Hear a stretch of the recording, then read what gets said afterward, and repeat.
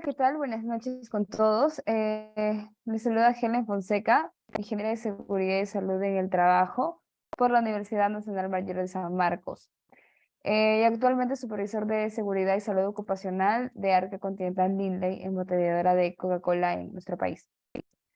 El día de hoy vamos a estar hablando acerca de seguridad en trabajos de alto riesgo. Entonces vamos a empezar primero hablando del trabajo en altura, posteriormente algunos trabajos de MAPEL, etcétera, en trabajos de alto riesgo. Y vamos a estar comenzando ahorita. El tema de por qué es importante los trabajos de alto riesgo, justamente realizar las medidas de control, mitigarlas. ¿Qué es un trabajo, por ejemplo, de alto riesgo? Un trabajo de alto riesgo, un trabajo controlado, en otras industrias también lo mencionan, son trabajos que como van a estar alterando, van a estar propensos de repente a generar algún tema de lesión o algún riesgo mayor, en este caso, para la persona. Entonces, que va a generar accidentes, que va a generar incidentes, entre otros, ¿no? Como por ejemplo, tenemos trabajo en altura, trabajos en excavaciones, trabajo en caliente, trabajos eléctricos, trabajos con energía peligrosa, etcétera. Entonces, bueno, primero vamos a hablar acerca de trabajo en altura.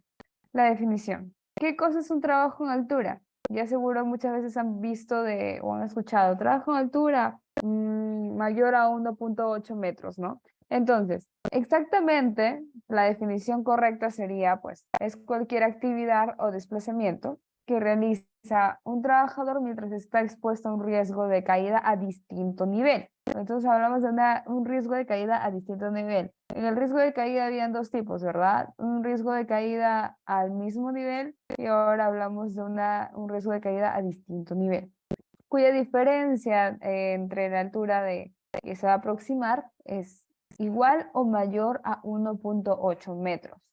Entonces, con respecto a a la distancia más próxima.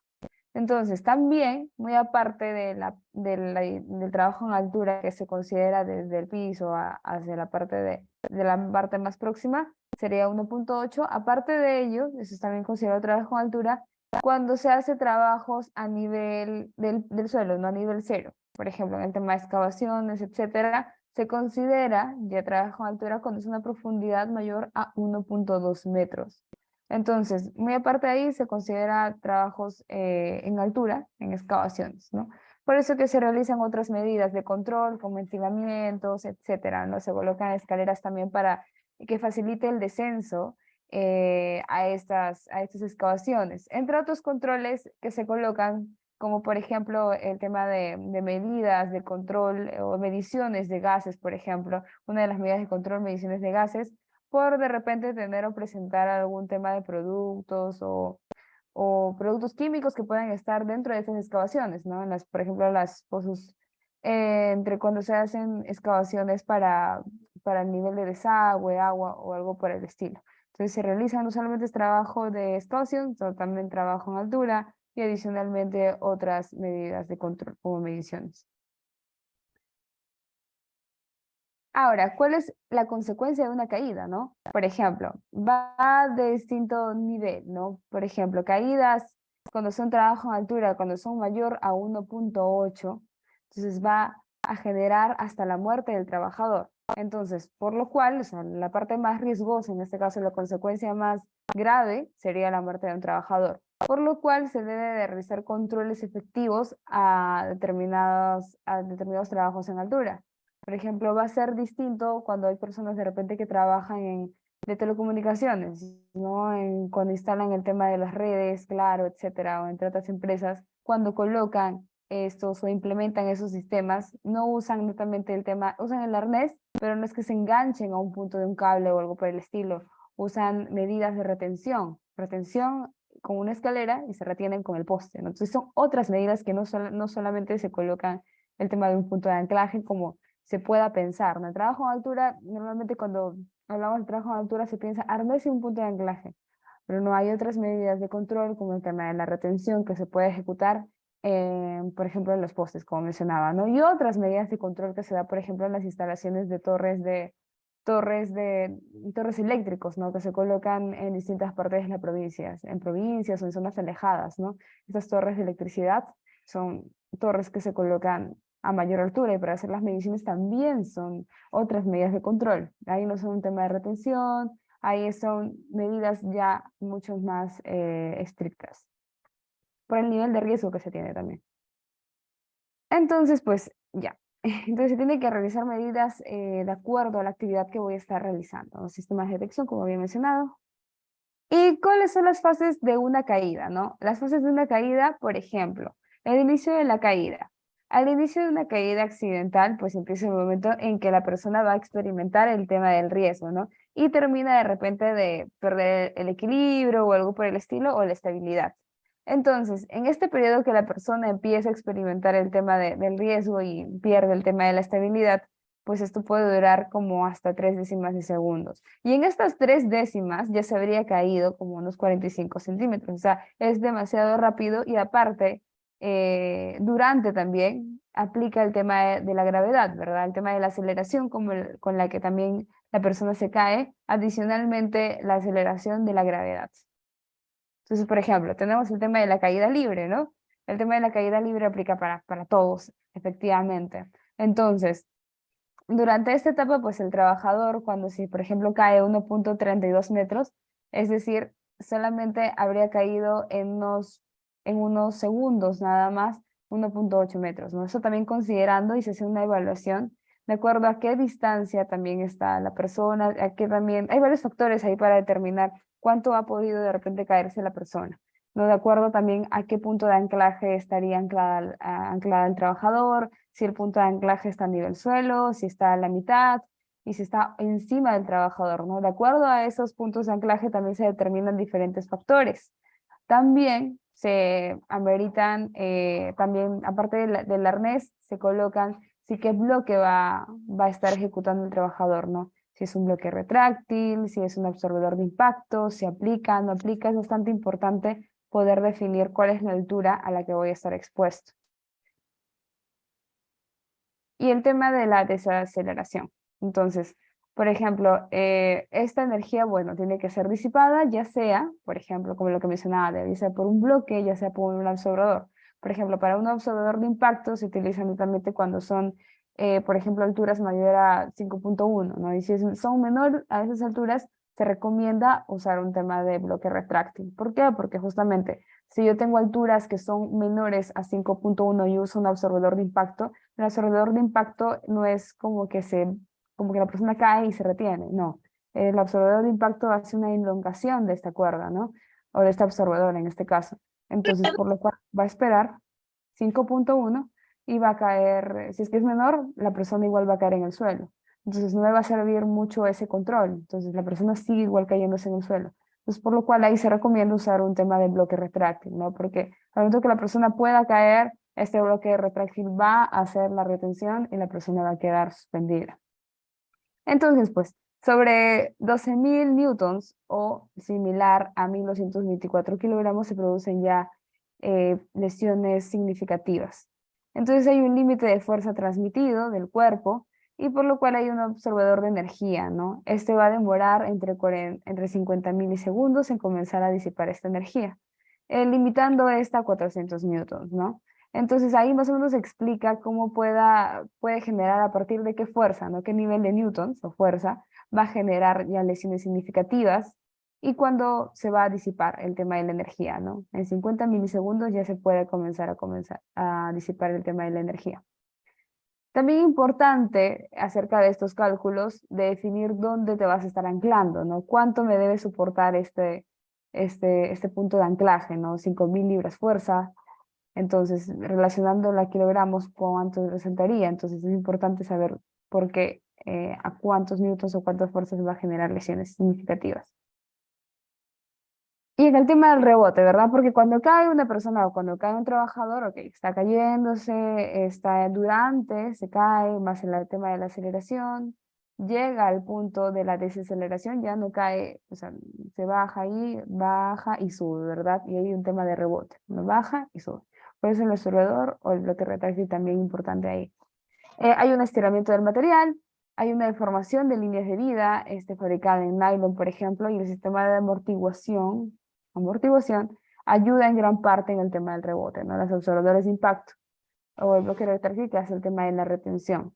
Importante también saber que cuando ya un arnés o un absorbedor o un bloque, lo que se utilice, como un absorbedor de impacto, por ejemplo, que ya se haya utilizado una vez, no es factible volver a reusarlo, ¿no? Este EPP no es que, es un EPP colectivo en realidad, ¿no? Un sistema de protección más que un EPP, un sistema de protección colectivo. Entonces, no se puede volver a usar, ¿no? Si se realiza un tema de uso, si una persona, un trabajador cayó y lo usó, esto ya se tiene que desechar. A pesar de, no se puede volver a reusar. A ver, ahora en el tema de la suspensión, ¿no? La persona queda suspendida, ok, ya usamos el absorbedor, usamos el arnés, usamos el absorbedor funcionó, rebotó y la persona quedó suspendida. También hay que tener un tiempo de hacer el tema del rescate, no es que la persona va a quedar suspendida ahí 2 horas, 3 horas. Eso no es aplicable. ¿Por qué? Porque hay un tema de un síndrome. Hay un síndrome de justamente de la persona que queda suspendida con el arnés. Entonces, la sangre de la persona justamente va a comenzar a estancarse en estas extremidades inferiores. Entonces, lo que la va a Correcto. provocar es un tema de náuseas, etcétera. Si tienen alguna duda, vamos a colocarla en el chat, por favor, y traten de que sus audios estén apagados. Michael Raimundo, por favor. Michael, tu audio, por favor. Ok. Entonces, si tienen alguna consulta, esta va a ser la primera sesión. En la segunda sesión ya empiezo a responder algunas consultas, si es que hay alguna. Y bueno, ya. Entonces, mencionaba acerca de la suspensión, ¿no? Entonces, la sangre va a comenzar a estancarse en las extremidades inferiores, por lo cual el sistema de rescate en estas ocasiones tiene que ser de manera inmediata. Entonces, no voy a tener, no, voy a esperar un rato, no, tiene que ser de manera inmediata y tienen un tiempo, porque si no, como mencionaba, se empieza a generar un tema de adormecimiento y ello no es bueno para el trabajador, ¿no? Aturamiento, desvanecimiento, dificultad respiratoria también. Entonces, máximo, pues debería colocarse como 14 minutos con arnés de cuerpo completo, con cinturón de seguridad y con un arnés de cintura-pierna, ¿no? Tolerancia de suspensión. Ahora, ¿y cómo calculo esta caída libre o energía de impacto? Hay una fórmula. Entonces, la energía de impacto generaría el tema de los 3 componentes. Por ejemplo, el tema de la altura de la caída libre, también acerca de la gravedad, ¿no? La gravedad en la que va a estar, la gravedad que vamos a estar todos en realidad, 9.8, y la altura a la que va a estar expuesto. Acá tenemos un cuadro acerca de cómo va de acuerdo a cada tiempo, la distancia también, o sea, en el momento de que la persona cae, cuánto es el tiempo, cuánto es la distancia que va a estar recorriendo, la velocidad que influye, sabemos que velocidad es distancia sobre tiempo, entonces ahí ya tenemos otro cálculo, el tema de la energía que se va a generar, la energía en joules, y luego bueno, también el tema de Newton, aceleración por el tema de la masa, bueno, de la persona. Y de ahí el tema de la respuesta humana, ¿no? Ahí vemos el tema de la conciencia, reflejo, el inicio del movimiento y entre otros.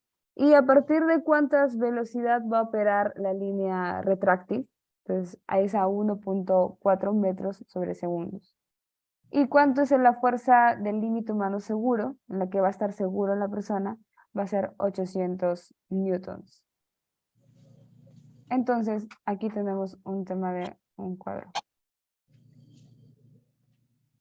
Ya, ¿y a qué se refiere el tema de la caída en péndulo? Entonces, esto ocurre cuando una persona cae desde algún punto que no está directamente abajo del punto de anclaje. Entonces, esto va a prevenir y se previene que el uso de líneas de vida o de doble cordón. Entonces, por ejemplo, ahí vemos algo que lo que mencionaban un poco acerca de las instalaciones en postes o algo por el estilo, donde se usa otros sistemas, ¿no? Sistemas de retención. Entonces, ahí el observador de impacto, porque ya son alturas de mayor a 5.1, normalmente no se va a activar y la persona puede chocar contra una pared. Entonces, con la fuerza equivalente a la distancia de caída libre. Entonces, ahí tendríamos que ejecutar otro tema de controles, ¿no? Por ejemplo, el tema del absorbedor de impacto no se va a activar y entonces sería cuestión de hacer el uso de los sistemas de retención. Como lo tenemos por acá igual, de igual forma, sistemas de retención. Entonces, por ejemplo, en la zona de caída hay que ser bastante específicos y bastante incisivos cuando estamos haciendo trabajos en altura. O sea, hacemos los trabajos en altura, pero tenemos que verificar qué objetos, cómo es el espacio, cómo es el medio ambiente y cómo está la condición debajo donde estamos realizando un trabajo en altura, ¿no? Está, de repente tiene zonas puntiagudas, tiene objetos que van a generar un tema de atrapamiento de la persona, estoy trabajando encima de una excavación, estoy trabajando cerca a partes de su movimiento, camiones que pasan, etcétera. Entonces hay que revisar bastante bien dónde voy a estar trabajando en altura. Ahora, por el tema de la longitud de caída, ¿no? Por ejemplo, tenemos sistemas de detección, de tensión. Entonces, esta distancia de detección va a ser el desplazamiento vertical total de la persona, esta longitud de caída, desde el punto de anclaje hasta la parte donde la persona va a llegar a su máximo punto de caída. Entonces, desde el punto de anclaje hasta la parte donde va a estar el máximo punto de caída, ¿no? Cuando la persona haya caído.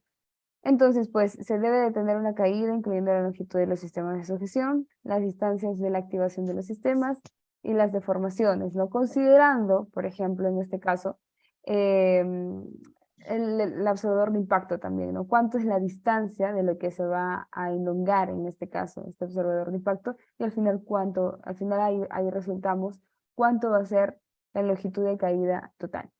Entonces, considerando a la persona también, la longitud de la persona, la longitud de la cuerda y la longitud del absorbedor que va a elongarse ante una caída.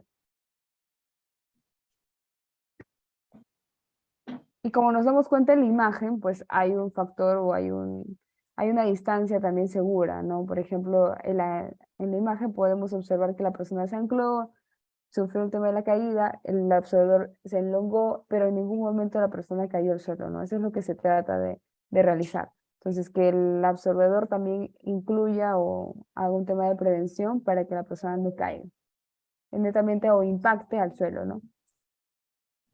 Ahora, ¿cómo se halla también el tema del factor de la caída?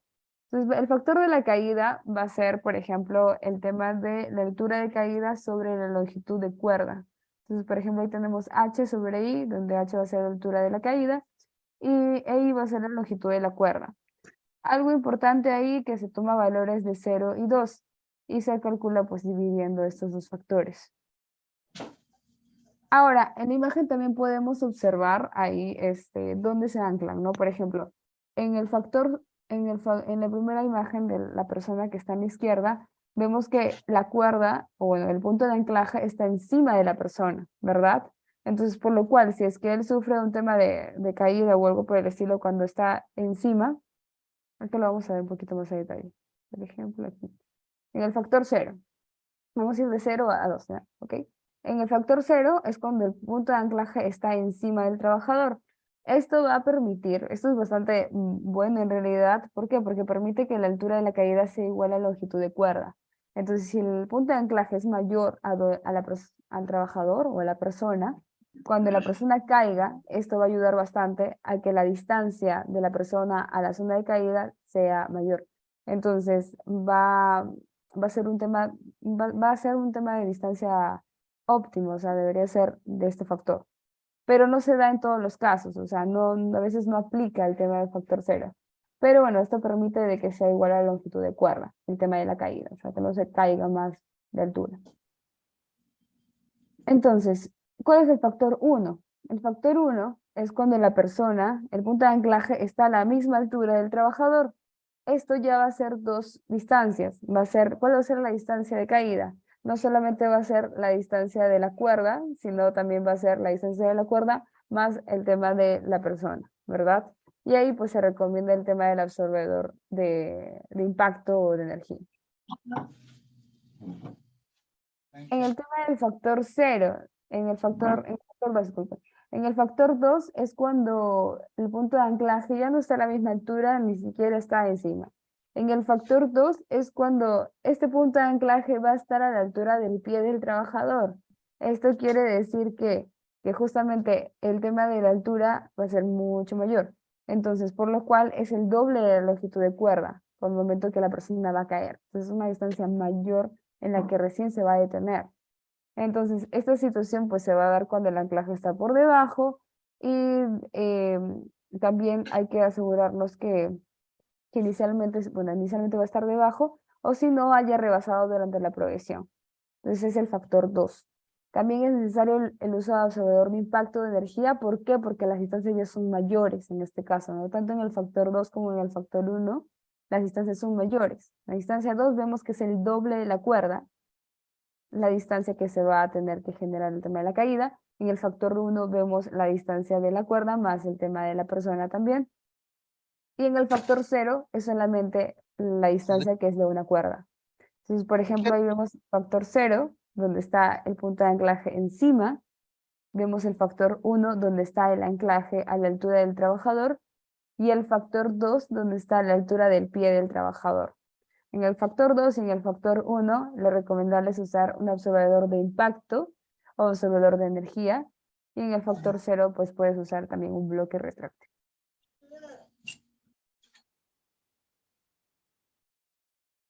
Ahora, ¿cuáles van a ser las responsabilidades, por ejemplo, en el tema del empleador, ¿no? De la persona que va a contratar a este trabajador?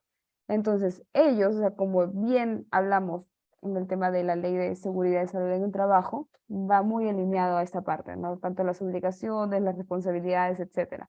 Entonces, por ejemplo, el empleador tiene que ejecutar un programa donde coloque todo el tema del riesgo de caídas. Entonces, el tema de riesgo de caída con las acciones o los planes de acción que se van a tomar, o sea, de repente implementación de medidas colectivas, también implementar un tema de capacitaciones, programas, evaluaciones, por ejemplo, de arnés, qué tipo de arnés va a estar usando, y todo lo referente a control de caídas, ¿no? Control de trabajo en altura. En el tema de garantizar también inspecciones, inspecciones de arneses, inspecciones de los puntos de anclaje, ver si los arneses están certificados, revisar, porque no solamente trabajo en altura va a ser un tema de anclarse en un trabajo de telecomunicaciones o algo por el estilo, sino también aplica con el tema de los andamios. ¿No? En el tema de los andamios, por ejemplo, verificar que esos andamios estén certificados, estén normados, de repente en el tema de escaleras también, entre otros, ¿no? Y algo bastante importante ahí es que también hay que asegurarnos que la persona esté calificada para los trabajos en altura, por lo cual usualmente en los exámenes médicos y las empresas manufactureras, empresas, industrias que quieren solicitar a una persona para trabajo en altura, se les solicita netamente que pasen exámenes médicos donde se les coloque aptos para trabajo en altura. Porque hay algunas veces que no, hay personas que tienen vértigos o algo similar que pues no aplicarían para trabajos en altura. Tienen que ser las personas calificadas, idóneas, que pasen un tema de capacitación en altura. Hay también niveles de trabajos en altura, por ejemplo, personas que trabajan en los techos, en las industrias, en los edificios, por ejemplo, limpiando el tema de las lunas. Ellos tienen otra certificación y otro tipo de certificación de otro nivel mayor, en comparación a las personas que puedan trabajar en un andamio, por ejemplo. Entonces, va a ser de acuerdo a cada actividad que voy a estar realizando, ¿no? Si limpio edificios, tengo que tener clasificación 3, por ejemplo. Si hago un tema de cambio de techos en plantas de almacenamiento y que tengo que justamente hacer un tema de cuerdas, es otra clasificación u otra certificación que se llama IATA. Entonces, van a ser distintas las clasificaciones y la persona calificada de acuerdo a qué trabajo en altura voy a estar realizando. ¿Qué más? Deben ejecutar, por ejemplo, programas de capacitación de acuerdo a lo que van a estar expuestos. Se hace una capacitación operativa desde el nivel básico, intermedio y avanzado. Entonces, personalmente, por ejemplo, donde justamente laboro, al momento de recibir a contratistas que hacen trabajos dentro de altura y algo pues no tan complicado, ¿no? El tema de andamios, de repente un cambio de luminarias, etcétera, se requiere que ellos justamente nos envíen un tema de certificado. de 8 horas, por ejemplo, ¿no? 8 horas en tales empresas certificadas también por mi organización. Entonces es un tema de revisar y de ser un tema de prevención, ¿no? Entonces en este caso, cada empleador va a tener su metodología de cómo realizar medidas preventivas, no solamente de los trabajadores internos, sino también de contratistas y terceros. Entonces, esa es una de las medidas, por ejemplo, que se toman en las industrias, ¿no?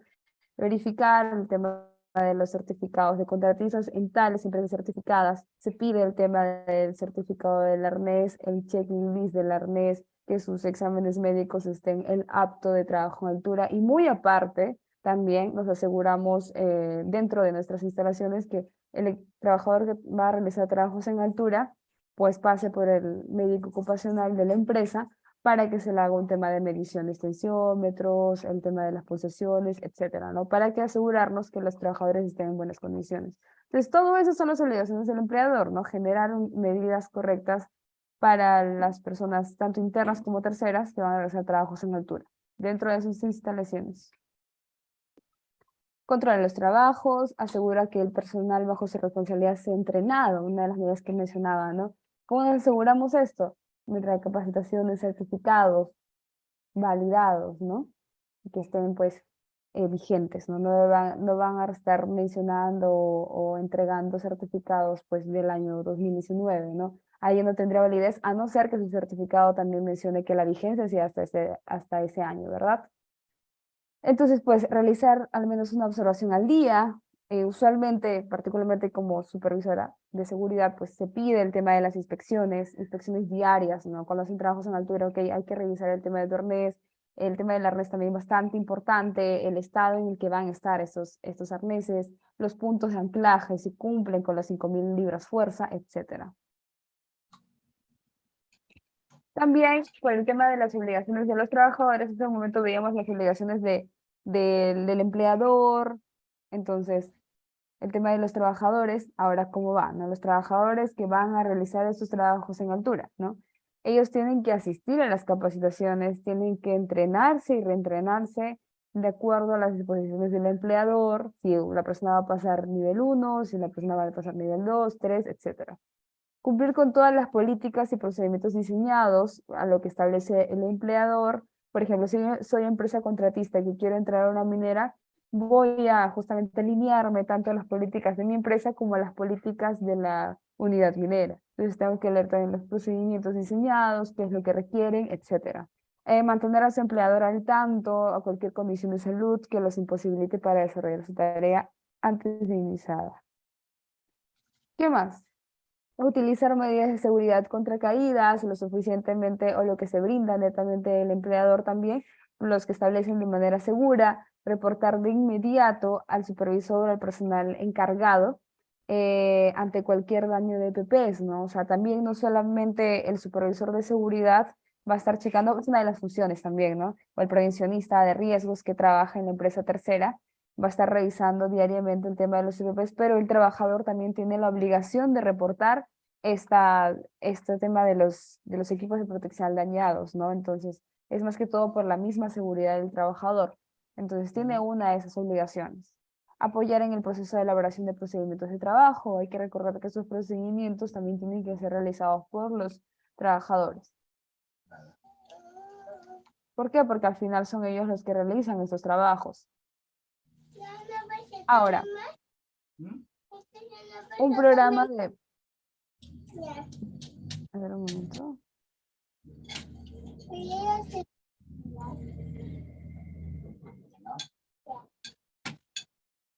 Ok.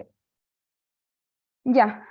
El programa de prevención de caídas. Este programa, porque tiene que haber un programa de cómo voy a estar realizando mis trabajos para evitar un tema de caída, ¿no? Este va a contar con un programa de seguridad y salud en el trabajo, en el cual se va a incluir normas, obligaciones, capacitaciones, procedimientos de protección contra caídas, procedimientos de rescate. Es algo bastante importante esto del procedimiento de rescate. ¿Por qué? Porque pasa de que de repente se pueda caer la persona, ok, tengo mis sistemas de protección seguras, ok, tengo el arnés, tengo el punto de anclaje que está en el factor cero, me ayuda con ello, tengo mi observador de impacto, tengo mi equipo retráctil, mi bloque retráctil, entre otros, ¿no? Entonces, pero la persona se va a quedar ahí máximo, como decíamos, 14 minutos que se pueda quedar la persona con el arnés completo. Entonces, de repente no tengo un procedimiento adecuado para poder rescatar a la persona. Entonces ahí estaremos incurriendo en un error, ¿no? Porque tenemos todos los sistemas, tenemos todos los equipos, todo lo demás para realizar trabajos en altura, pero al momento de hacer el rescate no tenemos claro. Entonces, el procedimiento tiene que ser bastante específico, ¿no? ¿Cuál es el paso uno? ¿Qué? El paso uno es que una persona de repente ingrese por un sistema de cuerdas, lo empiece a rescatar, o si no, que el propio trabajador se pueda autorrescatar. Entonces, de acuerdo a cómo lo determines en el procedimiento de rescate. Eso tiene que tenerlo claro. Y también cómo es la involucración con la empresa a donde vas a estar trabajando, ¿no? Si de repente tú eres una empresa tercera y realizas trabajos ahí en altura, cómo tú intervienes también ante un procedimiento de rescate, cómo incluyes a la empresa oficial, ¿no? A la quien vas a prestar trabajos o vas a prestar servicios. Entonces también eso es importante colocarlo en el tema del rescate, ¿no? Las clínicas más cercanas o etcétera, ¿no? Casi similar como un plan de emergencia, pero vas a colocarlo como un plan de rescate en este caso. Colocas también el tema de la investigación de incidentes y la evaluación de eficacia del programa, ¿no? Entonces, este programa de prevención de caídas también tiene que ser liderado por, de repente, el supervisor de seguridad, pero tiene que ser un trabajo entre todos, en todas las personas involucradas, porque todos tienen que tenerla clara cómo van a ser los procedimientos en los cuales van a estar ejecutando estos trabajos en altura.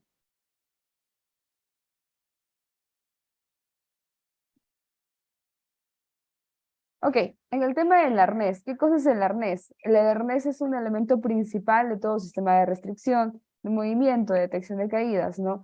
Estos pues trabajan por un tema como vemos ahí, un tema de cuerdas, ¿no? Tiene diferentes cuerdas, hay diferentes tipos de arneses también, y pues no debe usarse para personas de más de 113,5 kilos, ¿no? Entonces, de acuerdo a ello, por eso que también digo que es importante el tema del examen médico. En el examen médico ahí también te determinan, ¿no? Si la persona es apta o no es apta, y también te colocan algunas restricciones dentro. Entonces, por ejemplo, ahí tenemos un tema de restricción para personas de 113,5. Ahora, ¿cómo haces el uso de los arneses en trabajos en altura? Por ejemplo, estos deben cumplir también con normas técnicas internacionales, nacionales. También se debe evitar EPPs no certificados y de baja calidad. Entonces, por ejemplo, hay industrias, unidades mineras, organizaciones de manufactura, etcétera, donde te restringen de repente ciertos EPPs, ciertas marcas de EPPs, y a veces es bastante normal, porque de repente no lo vayamos a tomar a mal. Entonces, si ciertas organizaciones tienen sus sistemas o sus estándares de seguridad determinados, ¿no? Por ejemplo, una empresa puede generar un tema de que todas las contratistas o todos los empleados que trabajen en altura tengan que tener este sistema de certificación, ¿no? Entonces, eso va a ser dependiendo de cada empresa en la que vamos a estar trabajando. Pero es importante también conocer, si es que somos contratistas, ver cuál es el procedimiento, cómo son los estándares de seguridad a la empresa donde vamos a estar trabajando, leer el procedimiento de altura, entre otros, ¿no? Por ejemplo, es responsabilidad del empleador generar políticas y formatos de revisión periódica en cada uno de los EPPs. Eso es bastante importante, el tema de los arneses se tienen que revisar de manera diaria. Hay un checklist o hay varios formatos de checklist de arneses, ¿no? El tema del arnés también revisar la parte metálica, el tema de las argollitas donde van a estar colocando, el tema del doble seguro, ¿no? En el tema de los anclajes, ¿no? El doble seguro que esté funcionando de igual forma, ¿no? Algunas veces está como doble seguro, pero ya está tan desgastado que se puede abrir de manera muy simple. Entonces ahí no había un doble seguro. Entonces hay que revisar bastante bien ello, que esté manchado de repente de pintura. El tema de los productos químicos debilitan también el funcionamiento de alguna forma en el tema de los arneses. Entonces no deberían estar manchados o con un producto químico. El tema también del desgaste, si hay rotura en el tema del arnés o algo por el estilo, inmediatamente tenemos que inspeccionarlo y tenemos que reportarlo, ¿no? Reportar de que eso está desgastado y separarlo. Eso es lo ideal, lo que debería realizarse. Ahora, por ejemplo, en el tema de la selección de los arneses, ¿qué debemos de considerar? Por ejemplo, la persona ejecutada y decidida para esos trabajos debe ser un personal calificado, tener en cuenta los movimientos que el trabajador va a realizar para las tareas, como de qué manera él tiene que estar trabajando, si es factible usar este tipo de arneses, para el tema de sus movimientos, ¿no? Es apto, etcétera. Considerar también el tipo de punto de anclaje, de acuerdo también al puesto de trabajo. Considerar también la presencia de obstáculos en dirección de caídas, considerar el comportamiento del equipo, también caídas y la confortabilidad de los diseños disponibles. Algo importante también es el tema de considerar el material. Por ejemplo, si es que yo voy a estar realizando trabajos en caliente, yo debería considerar arneses ignífugos, por ejemplo, pues porque va a recibir proyecciones. Entonces es bastante importante también considerar qué trabajo adicional de riesgo voy a estar realizando y por lo cual mi equipo tiene que estar seguro, ¿no? Para prevenir un tema de que yo mismo estoy haciendo trabajos en altura y pues me cae de repente chispas o algo por el estilo a mi arnés y al final debilita y no me funciona. Entonces estaría haciendo una protección falsa, ¿no? Porque al final voy a estar generándome un riesgo a sí mismo. Entonces es bastante importante considerar ello también. El ajuste adecuado del arnés, por eso estos tiene cuerdas, ¿no? Estos arneses presentan cuerdas para que el ajuste sea el óptimo. Tampoco va a estar desajustado, va a ser también una seguridad falsa. O sea, una falsa seguridad. Tiene que ser netamente ajustado. Usualmente se tiene pues anillos tipo D, tanto en la parte superior como en la parte inferior, o en ambos casos también puede estar. Entonces, por ejemplo, solo se debe permitir el uso de arneses completos para la realización de trabajos en altura que destruya la carga en los músculos, pelvis, pechos y en los hombros. El arnés va a evitar que un trabajador suspendido inconsciente deje caer su tronco hacia atrás y genere un sobreestiramiento, ¿no? Debido a la tensión de los músculos abdominales. Entonces ahí tenemos el anillo D en la espalda deslizada y también tiene 5 anillos D tanto en los hombros, uno en la espalda y 2 en los costados. Este es un ejemplo, por ejemplo. Y también menciona acerca de la resistencia, ¿no? El punto de anclaje o donde se va a estar anclando también tiene que tener un tema de tensión o una resistencia de 5.000 libras fuerza. Ahora vamos a ver acerca de las clases, ¿no? Por ejemplo, tenemos la clase A y la clase D. En la clase A, estos van a ser diseñados para soportar el cuerpo durante y después de la detención.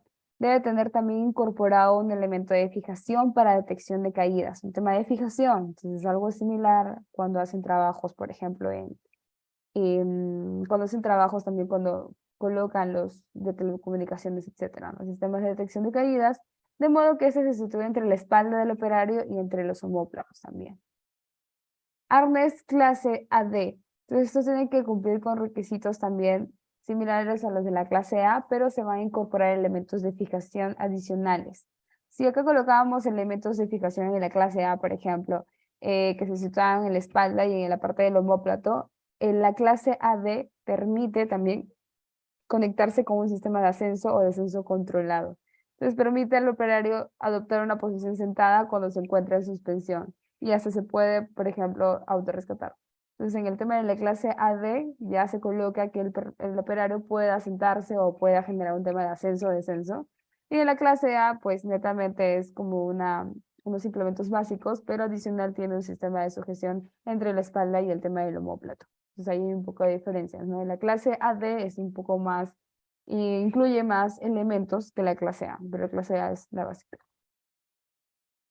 Ahora, ¿cómo tenemos que colocarnos un arnés? Por ejemplo, el paso 1 es que sostener el arnés del anillo D posterior, el tema de la espalda, sacudir el arnés para que todas las correas se acomoden o se realicen bueno, se acomoden o se puedan ver, no se estiren, por ejemplo. Antes de eso, antes del paso 1, consideraría un paso 0 importante, que sería inspeccionarlo, ¿no? Inspeccionarlo de manera visual, revisar si está en buenas condiciones y ahí recién le coloco el arnés. Entonces, un paso 0 es inspeccionar visualmente el tema de los arneses, el tema del checklist, etcétera, si quieres hacer un checklist, pero visualmente tenemos que verlo, aunque sea. Y el paso 1, pues, sostener el arnés, hacer que se sacuda para que justamente las correas caigan y podamos observar que esté en buen funcionamiento también. El paso 2, si las correas del torso piernas están abrochadas, hay que soltarlas, ¿no? Hay que desabrocharlas porque tenemos que justamente colocarlas. El paso 3 sería deslizar estas correas, las deslizamos sobre cada hombro por un modo que el anillo de quede en la espalda. Algo similar como una mochila, ¿no? Se coloca tipo una mochila. Entonces, esto va a quedar en la espalda del usuario entre parte de los omóplatos. El paso 4, hay que pasar las correas de las piernas y abrocharlas en el extremo opuesto y repetir con la otra parte de la pierna. Entonces, si el arnés incluye un cinturón de abroche de las correas de la cintura después de las correas de las piernas. Entonces, primer paso, hay que otra vez mencionar. Hay que sostener el arnés, lo sacudimos, estirar el tema de las correas. Si es que observamos que hay unas correas que están abrochadas, hay que desabrocharlas. Posteriormente, hay que colocarlo como una mochila, tipo como una mochila, en la parte de los hombros, hasta que quede la parte posterior de la persona, o del personal o del usuario. Y de ahí vamos a pasar las correas en las partes inferiores, donde vas a conectar tus piernas y abrocharlas. Los abrochas y de igual forma en la otra pierna. En las dos piernas tenemos que agarrar las correas inferiores y abrocharlas. Y ahora te colocas el arnés. Ahora tienes que verificar dónde te vas a estar anclando. El dispositivo de anclaje. El dispositivo de anclaje va a ser un conjunto de elementos que se incorporan, ya sea uno o varios elementos de anclaje, cuya resistencia está garantizada para poder detener una caída. Usualmente este tema de punto de anclaje son 5.000 libras fuerza, es lo que debe soportar mínimamente. Entonces, tienes también un arnés anticaídas. Este arnés anticaídas va a repartir los esfuerzos de la frenada sobre las zonas fuertes del cuerpo. También hay que asegurarnos una postura cómoda en caso de suspensión tras una caída, ¿no? Tenemos el tema del anclaje, tenemos la conexión, el absorbedor, el bloque retráctil, como lo llamen, y el arnés de seguridad. En el tema de los puntos de anclaje, ¿no? El punto de anclaje tiene que ser seguro, tenemos que verificar, algunas veces, algunas industrias también son bastante estrictas con ellos, y por ejemplo, cuando no se tiene punto de anclaje, la propia empresa contratista o etcétera, tiene que adaptar un punto de anclaje que sea seguro, entonces que soporte la caída de una persona. Por ejemplo, ahí menciona, ¿no? Si no hay puntos de anclaje existentes, se va a crear un punto de anclaje. Entonces, algunos puntos de anclaje posibles no se limitan a elementos de acero y vigas, ¿no? Hay un equipo pesado y puntos de anclaje especialmente diseñados, ¿no? Estos que son certificados. Hay puntos de anclaje que han pasado por un tema de certificación. ¿Y qué debe cumplir este punto de anclaje? ¿No? Debe ser resistente a una carga mayor a 2.270 kilogramos o 5.000 libras fuerza por cada trabajador conectado. También debe ser independiente cualquier anclaje que vaya a ser usado por otros propósitos. Tiene que ser adaptable al trabajo que voy a desarrollar, estar elevado para reducir la distancia de caída libre, ¿no? Este anclaje tiene que estar de manera elevada, ¿no? ¿Qué tipo de clase es? Es el clase 0, ¿verdad? El 0 cuando está encima del punto de anclaje es encima del trabajador. Entonces, es lo ideal porque se reduce la distancia de caída libre. La caída libre nada más sería la distancia de la cuerda, de la distancia de la cuerda, netamente. Entonces, sea calculado y aprobado por personal calificado. Eso es bastante importante. No es que yo voy a determinar, ok, mi punto de anclaje va a ser esta varilla de madera. No, no puede ser. Tiene que ser lo suficientemente óptimo para soportar la caída de una persona. Y como vemos, tiene que soportar 2.270 kilogramos por cada trabajador conectado. ¿Por qué? Se preguntarán, ¿por qué es tanta cantidad si un trabajador puede pesar, no sé, pues máximo hasta 100 kilos, 100 kilos? Entonces, esto va a depender, o sea, no solamente es el peso del trabajador, hay que considerar el peso, hay que considerar la velocidad con la que cae la persona, hay que considerar la aceleración adicional de la gravedad. Entonces, ahí va incrementando el nivel de fuerza, lo que tiene que soportar. Entonces, por eso se determina este nivel de kilogramos o kilogramos fuerza, lo que debe soportar este punto de anclaje. Ahora, ¿qué clases de punto de anclaje existen? Por ejemplo, tenemos la clase A1, que son dispositivos de anclaje diseñados para ser fijados mediante un anclaje sobre superficies verticales y horizontales. Podemos ver ahí puntos de anclaje, los más similares. A2, que corresponden a los mismos requisitos que la 1, pero se incluye un diseño que permite fijación sobre tejados inclinados, ¿no? Entonces, de manera así. Entonces, el A1 veíamos para tanto verticales como horizontales, pero el A2 netamente se incluye sobre tejados inclinados. Dispositivos B son dispositivos de anclaje provisional y transportables. Por ejemplo, ¿dónde se puede colocar eso? De repente hay como vemos en la imagen, ¿no? En estructuras, en vigas que se tienen entre una condición o un ambiente donde se tengan dos estructuras o dos columnas, ¿no? Para que se pueda transportar el trabajador. Mayormente también se da cuando no hay un tema de barandas o algo por el estilo en industrias, ¿no? Por ejemplo, ¿no? Si no tienen el techo, pero no hay un tema de barandas, algo cercado, usualmente se colocan este tema de anclajes que son provisionales, ¿no? Para hacer un tema de repente de cambios o de algún trabajo que está haciendo un tercero. También, por ejemplo, tenemos ahí el tema de autorrescate, ¿no? O el rescate, o cuando incluye, o cuando se introduce una persona a un espacio confinado, por ejemplo, espacio confinado con excavación. Y de repente se podría hacer trabajo en altura si es que es mayor a 1,2 metros. Entonces, usualmente se colocan estos sistemas de trípodes para que la persona ingrese y también para ser autorrescatado. Eso sirve mucho, ¿por qué? Porque tienes un sistema de polea, que si es que la persona cae o de repente se desmaya, etcétera, lo rescatas justamente con este sistema de poleas, que son anclajes provisionales. La persona se va a anclar a este punto del trípode en el medio y pues va a descender a donde tenga que estar realizando el trabajo. La clase C tiene que ser una línea flexible hecha con cable metálico o de fibras sintéticas situada entre anclajes de extremidad fijados mediante un anclaje estructural también. A ver, un momento.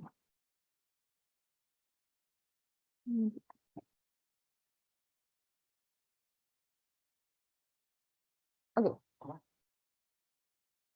A ver, ya, entonces acá vemos la clase C, ya habíamos visto el tema de la clase A1, que era para verticales horizontales, veíamos la clase 2, que también se incluye en el tema de los tejados inclinados, veíamos la clase B, que era para provisionales intransportables, y veíamos la clase C, que son líneas flexibles, ¿verdad? Para el cable metálico.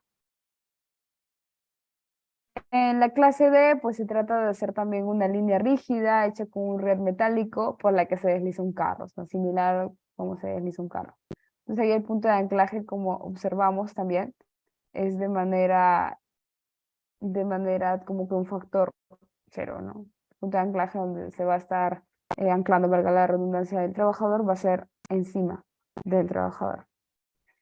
La clase E son dispositivos de anclaje de peso muerto. Entonces, o una estructura que sea totalmente lo suficiente para que no sea lo suficientemente pesada y fuerte para que no llegue a caerse, ¿verdad? Entonces, que retienen caída gracias a su propio peso, ¿no? Inercia y rozamiento, y debe estar situados a más de 2,5 metros del borde, y pues la superficie no debe inclinarse del horizontal. Entonces, tiene que ser una superficie, pues, horizontal, relativamente plana, la cual sea lo suficientemente adecuada para que no genere deslizamiento, y la distancia de la parte de un borde tiene que ser de 2,5 metros.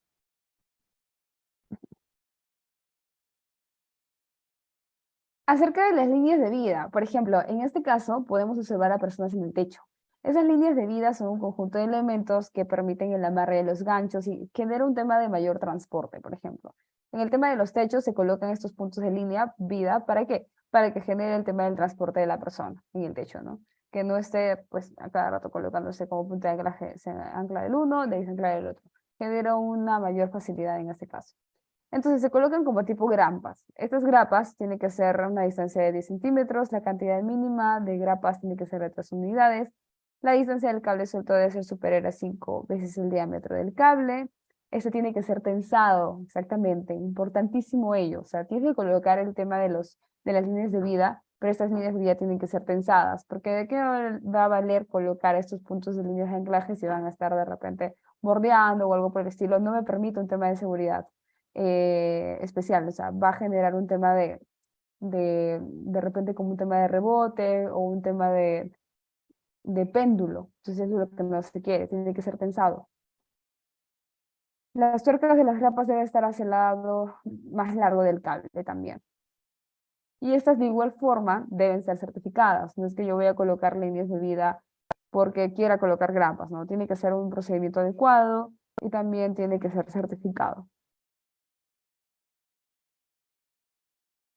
Otras recomendaciones generales acerca de ello deben ser cuerdas sintéticas, cables de acero o rieles. La instalación de líneas de vida, pues las deben realizar personal especializado, como mencionaba. Deben estar constituidas por una cuerda, un cable continuo y único. Esas cuerdas deben ser resistentes y encontrarse en perfecto estado de funcionamiento, no tienen que estar oxidadas. Por eso que también se hace un tema de inspección a estas líneas de vida.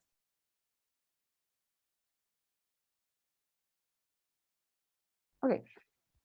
Aparte de las líneas de vida, tienen que tener anclajes de la instalación, deben ser resistentes, como mínimo deben resistir pues un tema de 22 kilogramos por persona asegurada. Las líneas de vida horizontales deben de tensarse correctamente. El largo y la tensión de una línea de vida horizontal deben ser calculados y aprobados por personal calificado también. El largo, la parte de la tensión y las líneas de vida verticales se deben ocupar por una sola persona a la vez.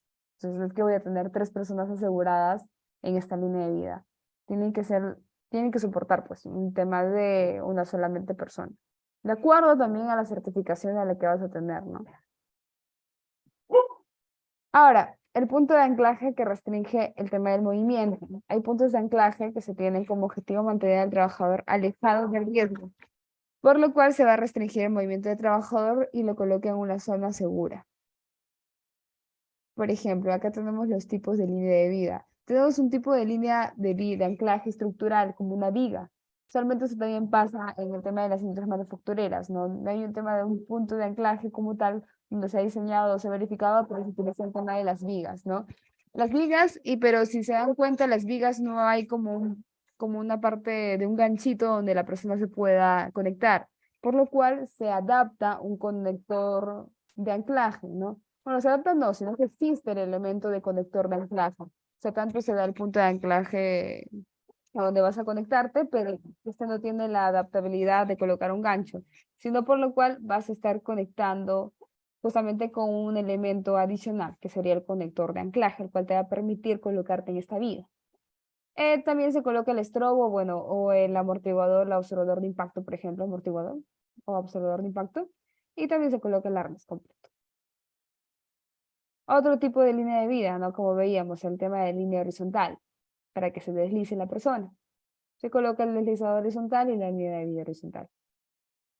Y esto ya van a ser distintos, ¿verdad? Tienen como un tipo de riel, es netamente para que se realice el desplazamiento. A diferencia de lo que veíamos en el primero, ¿no? Cuando es estructural, por ejemplo, se coloca en la viga y este conector va a quedar ahí. Diferente acá la parte de desplazamiento horizontal. En el tema de deslizador de anticaídas vertical, ¿no? Se tiene pues de manera vertical, se coloca un estrobo de amortiguación, un absorbedor de impacto, etcétera, un arnés completo, y también se tiene el tema de la línea vertical, ¿no? Por diferentes partes, no tanto el deslizador horizontal como deslizador vertical. Aparte también tenemos soportes superiores, tenemos cuerdas en vertical, riel, deslizador anticaída vertical, arnés de completo, tenemos un estorbo también que sea corto y tenemos una escala fija y un soporte inferior. Estos netamente son, por ejemplo, cuando se hace un tema de mantenimiento de torres eléctricos, etcétera. Estos sistemas se dan. ¿Por qué? Porque son como un tema similares a unas escaleras donde cada trabajador donde que el trabajador tiene que estar subiendo por esas escaleras. O los lugares más altos, ¿no? Son las torres de eléctricos, por ejemplo, donde se colocan estos sistemas. Son realmente de gran altura, donde tienen escaleras, donde cada trabajador pues tiene que estar ahí subiendo y coloca todo el tema de los soportes necesarios para poder ingresar a estos mantenimientos. Otro tema, eso también lo he visto en las industrias manufactureras. Se colocan, por ejemplo, líneas de vida de riego horizontal cuando se hace un tema de cargo. Se realiza, por ejemplo, industrias que la carga de repente es de manera amplia o es manera que no se puede colocar con un montacargas, que sería lo ideal en realidad, porque solamente haces un manejo, un desplazamiento con el vehículo industrial, pero en este caso pues no se puede porque de repente pueda maltratar o etcétera, o la parte de ahí es bastante sensible, entonces por lo cual se tiene que hacer una línea horizontal. netamente, ¿no? Cuando se hace un tema de despachos o se hace un tema de distribución de esos productos. Entonces se coloca el tema de la línea de vida, se coloca, como se dan cuenta, entre dos columnas, se adapta a esto y se coloca un deslizador horizontal, donde la persona va a se va a poder movilizar o desplazar entre toda esta parte de lo que se quiere despachar, por así decirlo. Ok. También se ve estructuras provisionales. Hay que recordar que el andamio es una estructura pues provisional, no es una estructura fija que se va a tener netamente como una escalera estructural, netamente. Entonces, son estructuras provisionales. El andamio es una estructura provisional, no es nada fija, tiene que estar netamente sobre sitios llanos, planos. Entonces, por ejemplo, se hace una revisión de las bases regulables, se hace la nivelación del andamio, tiene que estar en espacios llanos. El control de accesos tiene que estar libres y despejados. Todas las escotillas o trampillas de las plataformas tienen que dar acceso, ¿no? Entonces, por ejemplo, este es un arnés, un andamio normado, por ejemplo, ¿no? Por ejemplo, ahí tenemos también que diferenciar entre los andamios que no son normados y los que sí son normados. Entonces, usualmente en tema de los andamios, tenemos ahí un gran problema. No hay industrias hay pocas industrias en realidad que piden un tema de certificado de andamios y eso sería lo ideal. O sea, y además, algunos no lo piden porque es incremento de costos, ¿no? Para los trabajos que realizan. Pero en realidad sí se debe usar esos andamios normados. ¿Por qué? Porque te permiten mucho la modalidad, la movilidad, también cómo puedes transformar ese tema del andamio. Tienen como argollas dentro de cada tubito. Entonces, eso te permite poder adaptarlo. Entonces, eso es bastante adaptable, bastante movible, bastante moldeable. Entonces, esos andamios que son certificados sirven mucho de ello. También tienen escaleras o sistemas de acceso dentro de ellas. O sea, usualmente cuando no son normados no tienen estos sistemas de escalera donde hay un tema de inclinación. Van netamente como una escalera tipo gato, tipo gatito. Entonces, donde se suben o donde ascienden estos trabajadores. Entonces, por ejemplo, estos sistemas de andamios no son los normados, donde no vemos un tema de ruedas, donde no vemos un tema de barandas, donde todo esté contorneado, etcétera. Entonces, por ejemplo, en la imagen vemos un andamio que sí está normado, tiene un sistema de acceso el adecuado, de manera inclinada, tiene barandas alrededor en la parte superior, en la parte inferior también, tiene sistemas diagonales que también se colocan a los sistemas normados, y que usualmente en los andamios, pues que son acro o algo por el estilo, de acuerdo a la marca, no lo tienen. Entonces, estos son los normados. Control de arrostramiento también, tienen un tema de arrostre y todo el módulo debe tener una baranda inferior, importante. Tenemos también andamios móviles como andamios colgantes, de acuerdo al trabajo que vamos a estar realizando, ¿no? Andamios móviles, pues nos permite un tema de garruchas, ¿no? Tiene un control ahí con el tema de las garruchas para que nos permita el tema de la movilidad cuando queremos colocarnos en tal espacio. También, por ejemplo, un tema de pasarelas, cuando se realizan trabajos en excavaciones que son mayor a 1.2 y pues que se genera un tema de altura al nivel del suelo, ¿verdad? Entonces se colocan pasarelas para que justamente el trabajador se desplace de un punto al otro punto. Esto actualmente se ve en el sector de la construcción. Ahora, haciendo un recuento de los factores, porque es importante también que se tenga esto acá. Bueno, un poco a ver, vamos a ver. El tema de los factores. Quisiera que se quede claro acerca de los factores. ¿Qué tipo de factores se consideran para el tema de la altura? Considerar que el factor de caída, pues, es altura sobre la longitud de cuerda.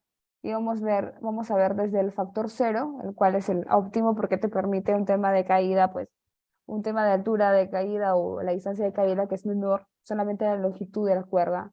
Entonces, es importante colocar este tema del factor 0. El factor 0 va a ser cuando tú coloques la línea de vida o el punto de anclaje encima del trabajador.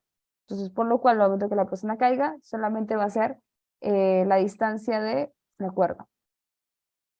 Caso distinto con el factor 1, ¿no? El factor 1 va a ser en la misma distancia del trabajador. Entonces, el punto de anclaje va a ser a la misma distancia donde se coloque el arnillo dorsal o del trabajador.